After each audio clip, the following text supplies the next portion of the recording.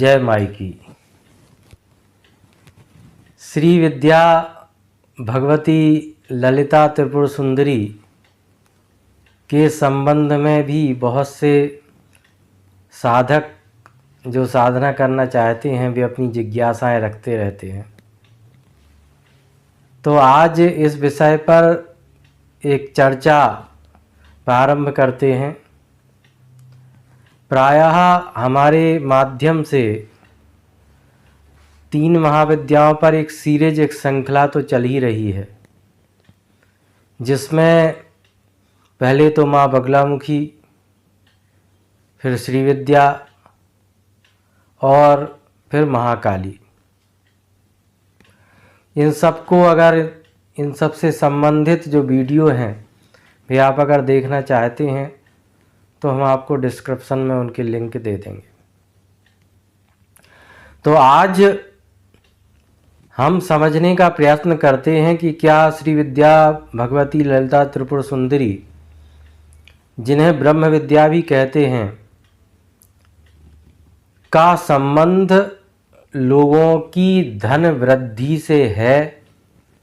क्या वाकई इनकी साधना करने से धन की वृद्धि होने लगती है, पैसा बरसने लगता है और अन्य बहुत सारे इससे संबंधित बातें जो कहीं सुनी जाती हैं कि धन पैसे से संबंधित हैं, क्योंकि यह श्री विद्या है, श्री यंत्र। लोग इसीलिए श्री यंत्र के पीछे पागल हुए जा रहे हैं। तो इसको थोड़ा सा समझने का प्रयत्न करेंगे और ये भी समझेंगे कि कौन है श्री विद्या ललिता त्रिपुर सुंदरी और इनका लक्ष्मी से क्या संबंध है। अब जब माँ ललिता त्रिपुर सुंदरी की चर्चा होगी तो इनके मुख्य मंत्र को भी समझना होगा। इनका मुख्य मंत्र कौन सा है और उसका अर्थ क्या है, उसके संबंध में तंत्र के ग्रंथों में क्या कहा गया है और आदि शंकराचार्य से इनका क्या संबंध है। इस सभी पर एक चर्चा प्रारंभ करते हैं।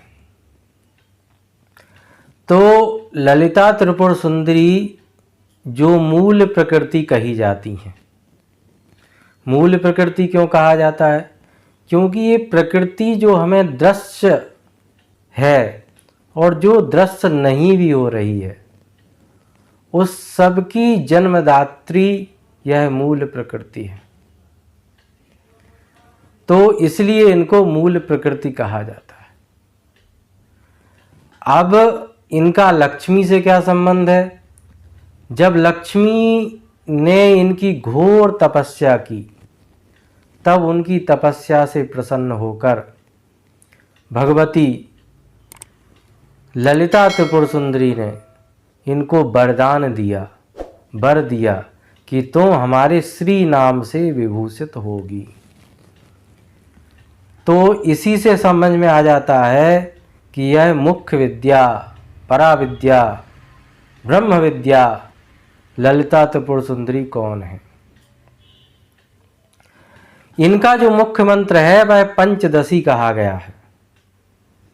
इसमें 15 अक्षर होते हैं, जिसके संबंध में तंत्र के ग्रंथों में गूढ़ अर्थ बताए गए हैं, स्पष्ट अर्थ नहीं किए गए, क्योंकि यह गोपनीय महाविद्या है।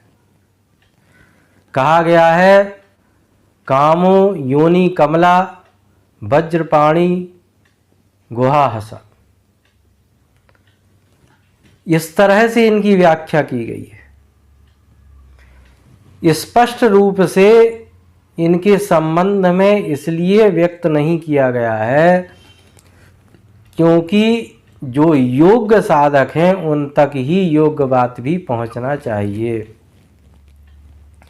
वैसे भी मंत्रों को गोपनीय रखने से और योग्य साधकों तक पहुंचाने से ही उनको उसका लाभ प्राप्त होता है।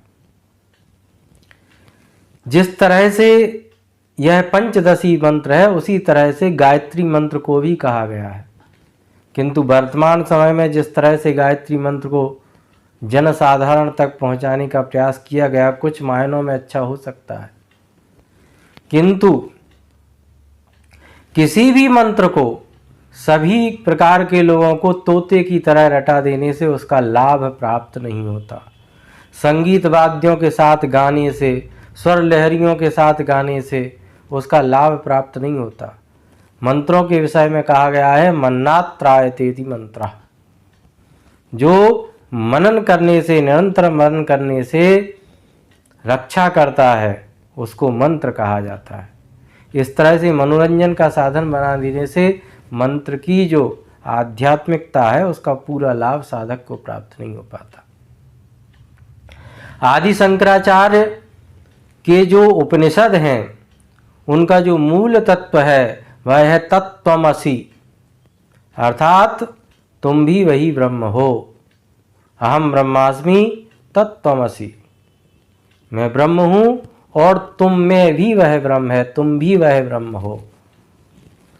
उसका पूरा सार इस मंत्र में समावेश है। ब्रह्म की चर्चा की गई है, ब्रह्म साक्षात्कार की बात कही गई है, ब्रह्ममय होने की बात कही गई है, इसीलिए इसको ब्रह्म विद्या कहते हैं। इस मंत्र में 3 ककार हैं, 3 लकार हैं, 3 हीरीमकार हैं, 2 हकार हैं, 2 सकार हैं और ए तथा ई वर्ण से यह मंत्र निर्मित किया गया है। मंत्रों के विषय में गोपनीयता का हमारे यहाँ से पूरा ध्यान रखा जाता है, इसलिए मंत्र को प्रकट किसी भी तरह से नहीं किया जाता। अर्थ पर जरूर चर्चा करते हैं, क्योंकि अर्थ से ही आप इसके भावार्थ को सुनकर के ही इसकी गूढ़ता और प्रधानता और श्रेष्ठता का आकलन तो कर ही सकते हैं। भावार्थ है कि हे भगवती, तुम अविद्या से उत्पन्न अर्थात पृथकता के भाव को नष्ट करो, जिसने मुझे यह अनुभव कराया है कि मैं केवल जीव हूँ, और उस ब्रह्म की एकता अखंडता को प्राप्त कराओ जो सर्वव्यापक ज्ञान स्वरूप है। अब इसे थोड़ा और सरल करके समझते हैं। यहाँ प्रार्थना की जा रही है कि हे भगवती, जो अविद्या में हम घिरे हुए हैं, जिस अविद्या से, जिसकी वजह से हम ब्रह्म होते हुए भी केवल स्वयं को जीव ही समझ रहे हैं, उस अविद्या के पर्दे को, आवरण को तुम हटा दो और हमें अनुभव करा दो किसका? एकता और अखंडता, ब्रह्म के साथ एकता और अखंडता का जो ज्ञान है उसका अनुभव हमें करा दो, उसका स्वाद हमें लगा दो, उस पर पूरा विश्वास जमा दो, ब्रह्ममय होने वाला व्यक्तित्व और जीवन बना दो। इस तरह की प्रार्थना इस मंत्र में की गई है। अब इससे ही समझ में आ जाता है कि यह कितना श्रेष्ठतम प्रधान मंत्र है और किस तरह के साधकों को इस मंत्र की साधना करना चाहिए।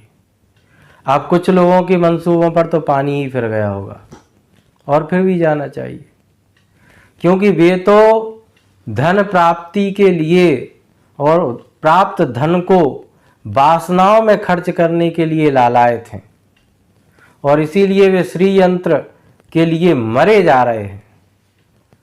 कहीं से भी श्री यंत्र ला कर के रखेंगे और ऑफिस में रख लेंगे, गाड़ी में रख लेंगे, बैग में रख लेंगे, घर में रख लेंगे, मंदिर में रख लेंगे, और फिर जैसा समझ में आता जाएगा वैसा ही अपने मन के अनुसार पूजा आरंभ कर देंगे और सोचने लगते हैं कि अभी धन की वर्षा होने लगेगी, और फिर उस धन का उपयोग हम अपने पूरे वासनामय जीवन को तृप्त करने में लगा देंगे। तो उन लोगों को इस मंत्र के अर्थ को समझ लेना चाहिए, उन लोगों को समझना चाहिए कि श्री यंत्र आखिर क्या है। और श्री का अर्थ तो यही है कि आपकी बुद्धि ज्ञान से परिपूर्ण हो जाए, वही वास्तविक श्री है, वही वास्तविक लक्ष्मी है। उस लक्ष्मी के प्रभाव से ही जीवन दिव्य बनता है और हम अपने विनाश से बचते जाते हैं। किंतु दुर्भाग्य की बात यह है कि अधिकांश आध्यात्मिक साधक, भक्त कहे जाने वाले व्यक्ति केवल भय और लालच के वशीभूत होकर के ही साधना करते हैं, मंदिरों में जाते हैं, आध्यात्मिक होने का पाखंड करते हैं। हमें अपने बचपन की, जब हम गुरुकुल में पढ़ते थे, तो एक घटना याद आती है। हमारा बचपन का एक मित्र हुआ करता था और वह देवी का उपासक था। जब कभी हम उससे कहते कि तुम कभी शिव का नाम भी ले लिया करो, तो वो कहता नहीं, शिव से तो हमें डर लगता है, क्योंकि शिव के साथ तो भूत प्रेत होते हैं। तो एक दिन हमने ऐसे ही उससे हास्य में कहा कि तुमको दुर्गा सप्तशती का अध्ययन करना चाहिए, जरा देखो उसमें काली का स्वरूप कैसा है, उनके साथ में किस तरह की शक्तियाँ काम कर रही हैं।